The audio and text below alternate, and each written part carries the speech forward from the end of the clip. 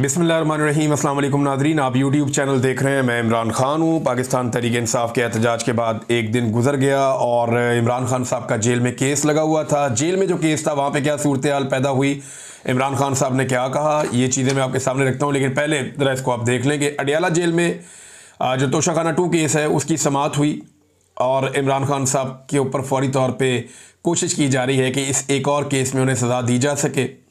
इमरान खान के वकला और अहले खाना को समाअत तक रसाई देने की दरख्वास्त की गई कि जनाब वकील थे आन दो।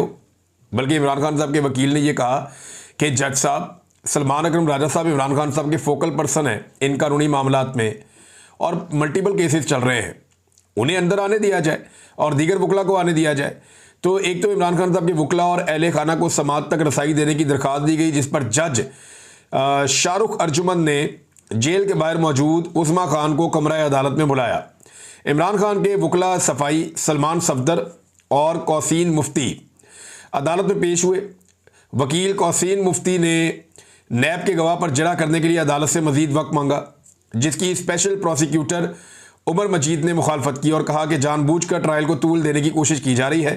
इमरान खान की बहन कमरा अदालत में आ चुकी हैं, अब भी गवाह पर जरा नहीं की जा रही।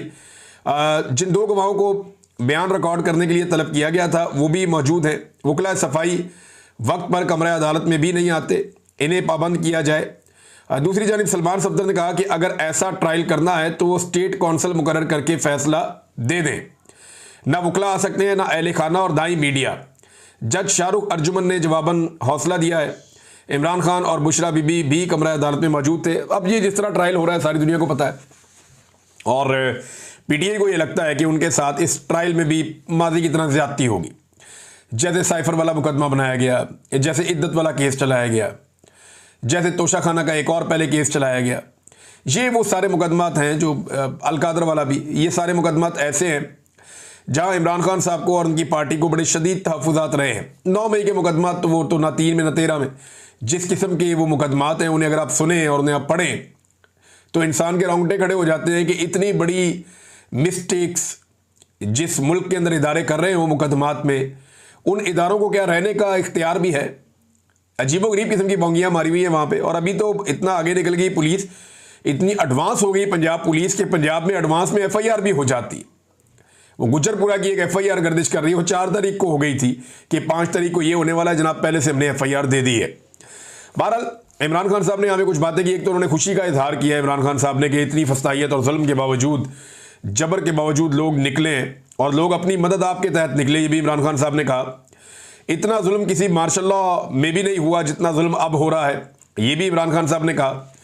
दूसरा, इमरान खान साहब ने नई हिकमत अमली मुतारफ़ करवाई है, जिसे पाकिस्तान तहरीक इंसाफ के लोग, स्पेशली वो न्याजी साहब जो अहमद न्याजी साहब, वो भी ये कह रहे थे कि इमरान खान का हुक्म आया है कि अब स्मार्ट एहतजाज करना है।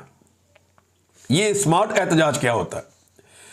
इमरान खान साहब ने सन 2020 में जब कोरोना वायरस आया तो उस वक्त इमरान खान साहब ने कहा था कि स्मार्ट लॉकडाउन हम करेंगे, इससे नुकसान कम से कम होगा और हम अपना टारगेट भी अचीव करेंगे, अपने लोगों की जान भी बचाएंगे। यानी हम नुकसान से भी बचेंगे और हम कोरोना वायरस से भी बचेंगे। ये इमरान खान साहब ने जब स्मार्ट लॉकडाउन का कहा तो इसके ऊपर अपोजिशन ने बड़ा मजाक उड़ाया। एस्टेब्लिशमेंट ने सहाफ़ियों को बुला बुला कर कहा कि हमारा वज़ीर आज़म शायद अजीब अजीब हरकतें कर रहा है, आप जनाब इमरान खान को समझाएं। एस्टेब्लिशमेंट कहती थी सहाफ़ियों को कि इमरान खान को जाकर कायल करो कि वो पूरे मुल्क के अंदर लॉकडाउन लगा दे। सहाफ़ी जाकर इमरान खान साहब से कहते थे कि जनाब आप पूरे मुल्क में लॉकडाउन लगा दें। एस्टेब्लिशमेंट सियासतदानों से भी कहती थी, अपोजिशन से भी प्रेशर डालती थी, मीडिया को भी कहती थी, ताकि इमरान खान साहब पूरा लॉकडाउन लगाएं और इमरान खान साहब का पूरा बंदोबस्त हो जाए पाकिस्तान की सियासत में। क्योंकि 2019 में नवाज शरीफ साहब मुकम्मल डील कर चुके थे जनरल बाजवा से, तो अब उन्हें जल्दी थी कि कोरोना के बहाने ही इमरान खान साहब को निकाल दें। लेकिन इमरान खान साहब ने बात इनकी नहीं सुनी और एक स्मार्ट लॉकडाउन की तरफ गए, जिसका शुरू में मजाक उड़ाया गया, लेकिन फिर पूरी दुनिया ने तारीफ की और उन्होंने कहा कि पाकिस्तान एक ऐसा मुल्क है जो दुनिया के टॉप 3 मुल्कों में है जिन्होंने कोरोना वायरस का मुकाबला किया। अब आजकल कुछ सहाफ़ी और कुछ दीगर लोग जो है इमरान खान साहब के उस दौर में जब कोरोना वायरस आया हुआ था, एक अखबार की कटिंग निकाल कर लगाते हैं जिसपे इमरान खान साहब ने कहा था कि जो लोग जलसे जुलूसों के लिए कुर्सियां वगैरह देंगे उनकी चीज़ें, उनका सामान जब्त किया जाएगा। और वो सहाफ़ी कोई लिखता है जी हम दायरों में घूम रहे हैं, कोई कह रहा है जी इमरान खान के दौर में भी ऐसा था, कोई कह रहा है जी याद माजी अजाब है यार। अब तो मैं सिर्फ याद दिलाऊं, वो कोरोना वायरस का दौर था। इमरान खान ने तो किसी भी जलसे की परमिशन देने से इनकार नहीं किया, बल्कि वो तो इन चीज़ों को बॉदर ही नहीं करते थे। कोई जलसा करना चाह रहा है, जुलूस करना चाह रहा है। जितने PMLN ने इमरान खान साहब के दौरे हुकूमत में जलसे किए, उनकी तो कोई माजी में मिसाल ही नहीं मिलती। जितने फजलुर रहमान साहब ने किए, पीपल्स पार्टी ने किए, इमरान खान साहब ने फ्री हैंड दिया हुआ था कि आपने जितने जलसे करने आप करें, लॉन्ग मार्चेस लेकर आने आप लेकर आए। ये जलसे भी करते थे, लॉन्ग मार्च भी लेकर आते थे। तो इमरान खान ने तो जमहूरी होने का सबूत दिया था। लेकिन इमरान खान के मुखालिफिन बहुत ही घटिया निकले और उन्होंने तमाम जमहूरी इकदार जो हैं उन्हें पामाल किया है, सिर्फ इमरान खान की मुखालफत में और उसके खौफ की वजह से, उसकी मकबूलियत की खौफ की वजह से। और उनको क्या मसला है? इन्हें लगता है जब तक इमरान खान है या उसकी मकबूलियत है, सियासत में इनकी दाल नहीं गलेगी।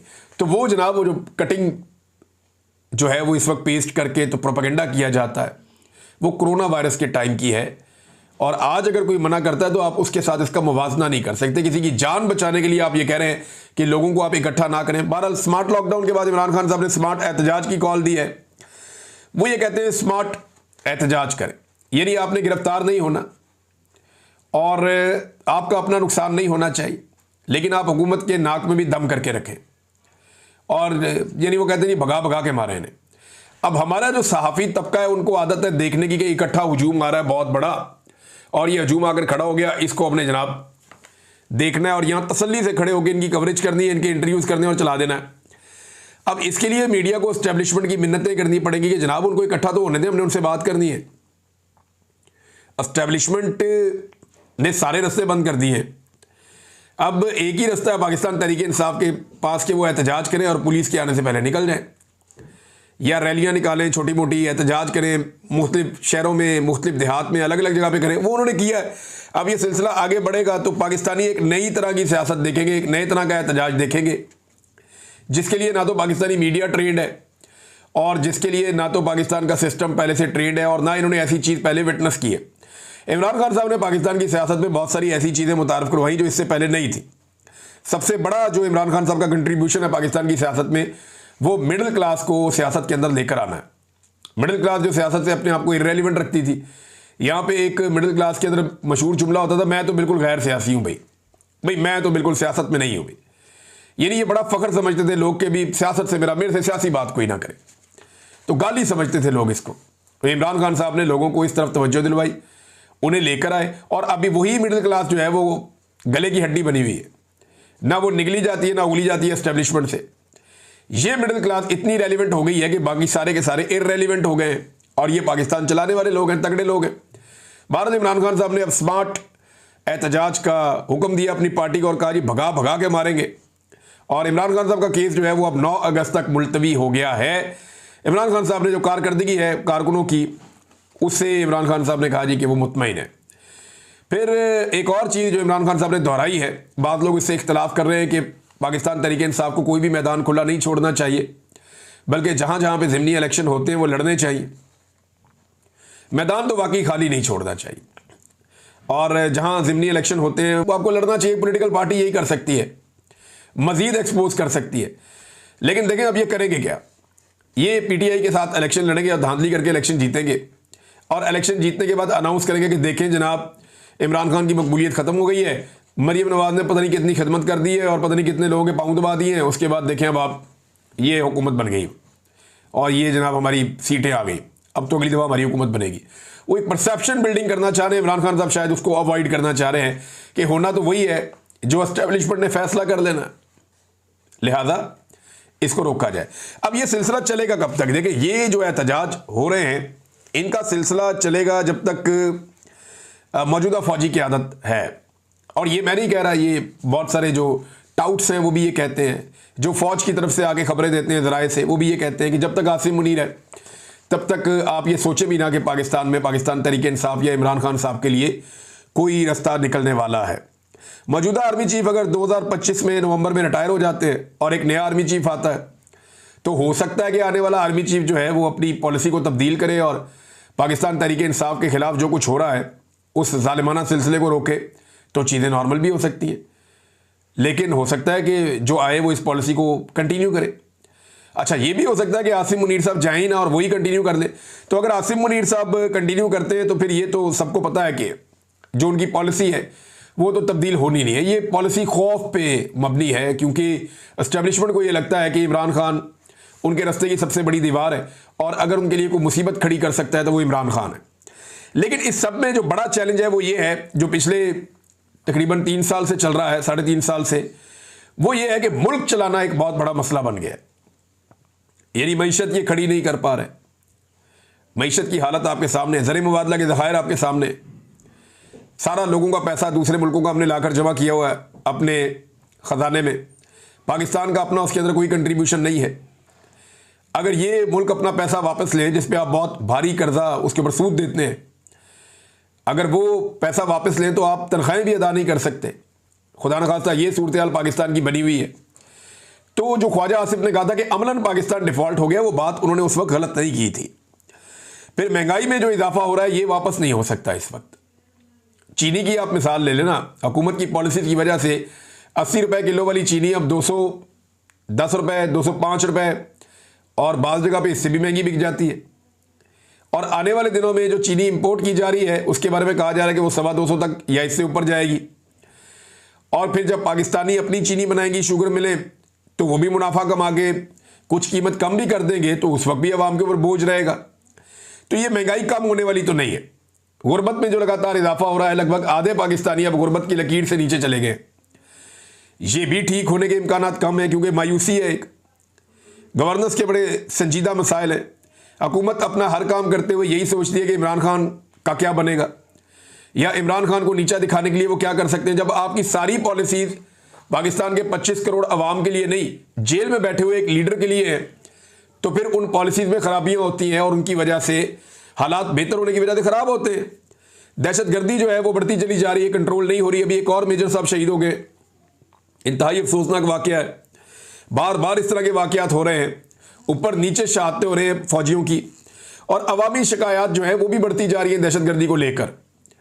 यानी जो कबायली लोग हैं वो अब चाहते ही नहीं है कि वहां पे ऑपरेशन हो, वो ऑपरेशन के सख्त खिलाफ हैं। और दूसरी तरफ जनाब ऑपरेशन भी किए जाते हैं और दहशतगर्दी भी कंट्रोल नहीं होती। इन सारी चीज़ों को अगर आप प्लस माइनस करके देखें, बेरोजगारी में भी इजाफा हो रहा है लगातार, और पाकिस्तानी पाकिस्तान छोड़ छोड़ के भी जा रही है। एक रिपोर्ट है और ये गल्फ न्यूज़ में है। ये रिपोर्ट आप देखें ना कि सिर्फ 6 महीने के अंदर, ये खलीजी अखबार है गल्फ न्यूज़, और मैं अभी आपको एक और इस हवाले से इंकशाफ करता हूँ आपके सामने। मुझे बड़ी इंपॉर्टेंट एक बात पता चली है कि जो अरब ममालिक हैं उन्होंने पाकिस्तानियों के वीज़ाज क्यों बंद किए हुए हैं, ये मैं आपको भी बताऊंगा। सिर्फ 6 महीने में 3.5 लाख पाकिस्तानी बैरून मुल्क मुंतकिल हो चुके हैं। ये खलीजी अखबार गल्फ न्यूज़ का दावा है। मुल्क छोड़ने वाले अफराद में आला तालीम याफ्ता अफराद समेत इंतहाई तकनीकी अफराद भी शामिल हैं, जबकि डॉक्टर समेत नर्सेज के मुल्क छोड़े जाने से मुल्क के निज़ाम सेहत में भी मसाइल बढ़ने लगे हैं। ज़्यादातर अफराद की तरजीह बरतानिया, कनाडा और खलीजी ममालिक हैं। अब मैं आपको बताता हूँ कि ये जो कई अरब ममालिक हैं वो पाकिस्तानियों को वीज़ा क्यों नहीं दे रहे। पाकिस्तानी जाना चाहते हैं ना यहाँ अरब ममालिक में, कई ममालिक ने तो पहले से बंद किए हुए थे, कई ने अब बंद किए हुए हैं, वो वीज़ाज नहीं दे रहे पाकिस्तानियों को। उन्होंने पॉलिसी बहुत सख्त कर दी है पाकिस्तानियों के लिए। ये क्यों हो रहा है, ज़रा इसके बारे में आप सोचें। ये खलीजी ममालिक को तो सस्ती लेबर चाहिए होती है और वो तो तरक्की कर रहे हैं, उनके तो धड़ाधड़ प्रोजेक्ट आ रहे हैं। तो पाकिस्तानियों को इस वक्त वीज़ाज क्यों नहीं मिल रहे और इतनी सख्ती क्यों हो गई है।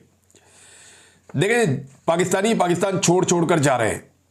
फील्ड मार्शल ने कहा था ये ब्रेन गेन है, मेरी समझ में आज भी उनकी वो बात नहीं आई, मैं हैरान होता हूं। लेकिन इस ब्रेन ड्रेन को रोकने के लिए पाकिस्तान ने, ये मुझे एक खलीजी मुल्क से ये बात पता चली, मैं नाम नहीं लूंगा क्योंकि जिन लोगों ने मुझे बताया फिर उन्होंने कहा था कि अभी आपने नाम नहीं लेना, लेकिन मैं आपको ये बता देता हूं कि एक खलीजी मुल्क है, वहां पे मेरे एक दोस्त हैं, वो कुछ वीज़ाज के लिए काम करते हैं और उनके वहाँ का जो होम ऑफिस है उसमें बड़े अच्छे ताल्लुकात हैं। तो उन्होंने मुझे ये बात 2 दिन पहले बताई और उन्होंने कहा जनाब के, मैंने उनसे पूछा कि आप पाकिस्तानियों पे इतनी पाबंदी क्यों लगा रहे हैं, इंडियंस पे, बांग्लादेशियों पे उस तरह से नहीं है मामला जिस तरह पाकिस्तान के लिए है, तो पाकिस्तानियों से तो आपका बड़ा प्यार है। तो उन्होंने कहा जी हम जो पाबंदी लगाते हैं ना या लोगों को अपने मुल्क में आने से रोकते हैं, ये पाकिस्तानी हुकूमत की दरख्वास्त पर रोकते हैं क्योंकि पाकिस्तान से लोग बहुत बड़ी तादाद में मुल्क छोड़कर जाना चाहते हैं, धड़ाधड़ लोग अपने पासपोर्ट बना रहे हैं और निकलना चाहते हैं। लिहाजा पाकिस्तानी गवर्नमेंट ने दरख्वास्त की हुई है कि ब्रेकें लगवाएं, हमारे लोग बहुत तेज़ी से पाकिस्तान को छोड़कर जाना चाहते हैं और छोड़कर जा रहे हैं। अब जो यूरोप है और बरतानिया है, वहाँ पे वीज़ा मिलना बहुत मुश्किल है, सबको मिल नहीं सकता। तो उसके लिए लोगों को बहुत सारे पैसे भी खर्च करने पड़ते हैं। लोग अपने घर बार बेच के, ज़मीनें बेच के, अपनी जायदाद बेच कर लोग यूरोप और अमेरिका और बरतानिया इस साइड पे जा रहे हैं। अब ये सारी चीज़ें अगर आप प्लस माइनस करें तो हुकूमत की आप पॉलिसी देखें कि एक तो पाकिस्तान में लोगों के सारे मौके उन्होंने ज़ाया कर दिए। पाकिस्तान में आप काम कर नहीं सकते, सरमायाकारी कर नहीं सकते, हालात इन्होंने मुश्किल कर दिए जीने के। लॉ एंड ऑर्डर ही कोई नहीं, आपका पैसा महफूज नहीं अगर आप वहाँ पे लगाएंगे तो। सिर्फ माफिया वहाँ पे कामयाब हो सकता है। और दूसरा, जब आप पाकिस्तान से बाहर जाना चाहते हैं तो सरकार आपके लिए रास्ता रोकती है। तो ये चीज़ें इस वक्त हो रही हैं। नाज़रीन, हमारे एक दोस्त हैं सहाफ़ी सरदार हमज़ा मान, उनके घर के मनाज़िर में देख रहा था कि उनके घर को तोड़ दिया जनाब पुलिस ने घर में घुसकर। और बड़ी अफसोसनाक बात है। यानी इस मुल्क में ऐसा लगता है कि सहाफ़त करना ही अब एक जुर्म बन गया है। अगर हुक्मरानों को आपकी बात पसंद नहीं है तो वो आपका घर भी तोड़ सकते हैं, मुकदमा भी दर्ज कर। अगर आपको लगता है कि उनकी सहाफ़त में कोई प्रॉब्लम है, कोई ऐसी बात उन्होंने की है जो गलत है या किसी कानून के ज़ुमरे में आती है, आप FIR कर सकते हैं, आप बुलाकर पूछ सकते हैं। आप घर पे धावा बोलकर आप घर को तो नहीं तोड़ सकते ना।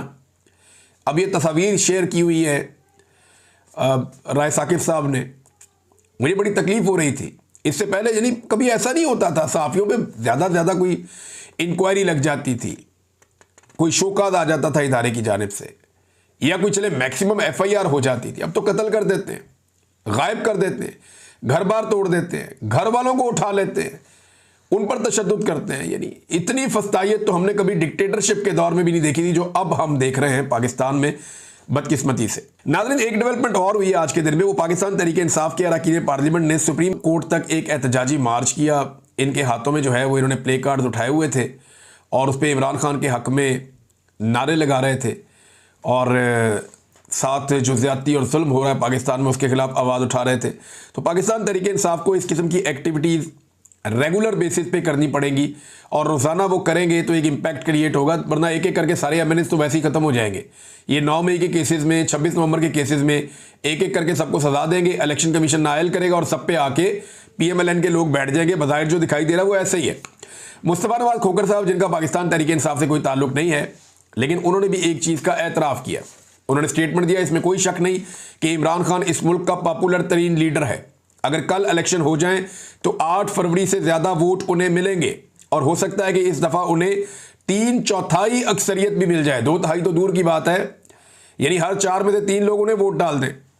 इतना ताकतवर इमरान खान साहब हो चुका है। और ये वो लोग कह रहे हैं जो इमरान खान की पार्टी में नहीं है। यानी अगर आप कह सकते हैं कोई न्यूट्रल बात करता है तो उनमें एक आदमी मुस्तफ़ा नवाज़ खोखर भी है। मुस्तफ़ा नवाज़ खोखर का ये कहना, ये बड़ी इंपॉर्टेंट बात है। वो ग्राउंड पे देख रहे हैं पब्लिक क्या कह रही है और मामलात किस तरफ को चल रहे हैं। मियाँ आबाद फ़ारूक ने एक क्लेम किया उनके सोशल मीडिया पे, क्योंकि उनके भाई मियाँ शहजाद फ़ारूक को गिरफ्तार किया गया था। अब उन्होंने ये इत्तला दी है कि कल रात 5 अगस्त को थाना लोअर माल से SP सिटी ने मियाँ शहजाद फ़ारूक को मिलिट्री इंटेलिजेंस के हवाले कर दिया है। थाने के अंदर दीगर साथियों ने भी इस बात की तस्दीक कर दी है। अब ये आप देखें जनाब, ये चल रहा है, एजेंसियों की सियासत में मुदाखलत और उसके ऊपर खुली खुली लोग बात कर रहे हैं। एजेंसियों की मुदाखलत तो ऐसे है कि आपने देखा पीछे सेनेट का इलेक्शन हुआ और उसके बाद मिर्ज़ा अफरीदी साहब जो हैं वो सेनेटर बन गए। अब मिर्ज़ा अफरीदी साहब भी कल के एहतजाज में आए हुए थे। जो गंडापुर साहब के साथ हुआ वो तो मैंने आपको बताया पिछले वीलॉग में, लेकिन मिर्ज़ा अफरीदी साहब के चंद मनाजिर मैंने देखे और फिर मुझे पाकिस्तानी कौम पे तरस भी आया और इन सरमायादारों पे मुझे दोबारा से गुस्सा भी आया। यानी जिस तरीके से ये आदमी लोगों के मुंह पे बिस्किट मार रहा था ना ऊपर से, यानी अगर आप लोगों को बिस्किट देना चाहते हैं, नीचे भूखे लोग हैं, वो सुबह से रैली में चल रहे हैं, तो आप वो जो ट्रे है बिस्किट वाली वो नीचे भिजवा दें, लोग ले लेंगे और खा लेंगे। ये ऊपर से बिस्किट पकड़ के ऐसे भी नहीं, ऐसे फेंक रहा था, ऐसे लोगों को मार रहा था। इस दिस द वे, ये कोई तरीका है? ये इंसानों को कीड़े मकोड़े समझते हैं। ये सरमायादार, एस्टेब्लिशमेंट, ब्यूरोक्रेट्स, रवायती सियासतदान, ये पाकिस्तानी अवाम को जो है ये समझते हैं ये कीड़े मकोड़े हैं और ये हमारे लिए नारे लगाएंगे, ये एक बिस्किट के ऊपर, एक बिरयानी की प्लेट के ऊपर, ये थोड़े से पैसों के ऊपर, 2-4 हज़ार के लिए, थोड़ा सा अपना छोटा सा काम करवाने के लिए, एक नौकरी के लिए सारी ज़िंदगी हमारी गुलामी करेंगे। पाकिस्तानी मालिक हैं इस मुल्क के, पाकिस्तानियों को ये बात समझनी पड़ेगी। जब तक पाकिस्तान में मेरिट नहीं आएगा, इस तरह के लोग हमारे ऊपर मुसल्लत रहेंगे। और ये तोहफा पाकिस्तान तहरीक इंसाफ ने अवाम के ऊपर मुसल्लत किया है, जो ऊपर से बिस्किट लोगों के ऊपर ऐसे फेंक रहा है जैसे एहसान कर रहा है। मुझे तकलीफ हुई है विजुअल देखकर। अब तक के लिए इतनी, अपना ख्याल रखिएगा, अपने इस चैनल का भी। अल्लाह हाफ़िज़।